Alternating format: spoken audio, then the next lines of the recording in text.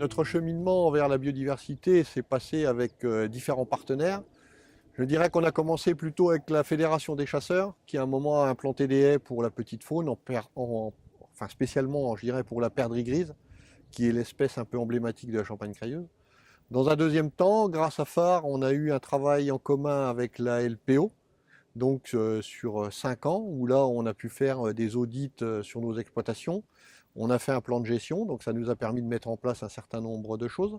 Là, ça a été quand même, je dirais, un peu un certain choc, puisque les gens de la LPO nous ont fait découvrir que la biodiversité existait bien, Champagne crayeuse, alors que de nombreux détracteurs nous disaient qu'il n'y avait plus rien, mais qu'il fallait savoir regarder, observer, et donc améliorer par des aménagements assez judicieux l'aménagement de notre plaine. Avec le Conservatoire du patrimoine naturel, où là, on a eu tout un aspect formation.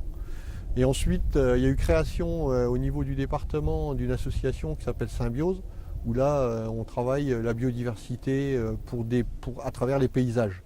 Donc tout ceci nous a fait évoluer, et c'est comme ça qu'on est arrivé à recouper toutes nos parcelles en 2 ou en 3, pour recréer cet habitat, recréer ces trames vertes,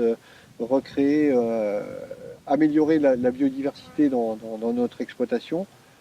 Donc là, sur cette parcelle-là, vous voyez, il y a deux types de biodiversité, on va dire. Vous avez un bout de haie qui a été fait il y a au moins 20 ans, sur une centaine de mètres. C'était les toutes premières qu'on remettait en place. Et ensuite, donc, il y a une bande enherbée qui va jusqu'à l'autre bout de la parcelle, avec des plots d'arbustes.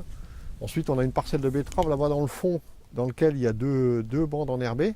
Donc vous voyez, il y a un début de maillage, mais là, le maillage est un peu léger. Donc c'est ce qui explique que pour faire vraiment réaliser une trame verte, il faudrait que tous les exploitants en réalité se mettent à faire des bandes, parce que tout seul sur une exploitation, vous n'y arrivez pas à partir du moment où vous avez des parcelles qui sont dispersées.